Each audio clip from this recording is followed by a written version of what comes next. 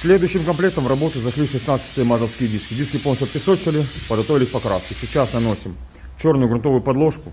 Основной цвет будем красить черный американский суперглянец. Финальным этапом строим порошковым лаком. Прошел на цикл печи, 16-е диски выехали под черной грунтовой подложкой. Сейчас идет процесс нанесения основного цвета. Дальше диски будем строить порошковым лаком. Ребят, диски выехали под основным цветом. Сейчас буду наносить порошковый лак. В конце видео будет готовый результат. Прошел финальный цикл печи, показываю готовый результат комплекта 16-х ремонтных дисков. В основном цвете черный американский суперглянец.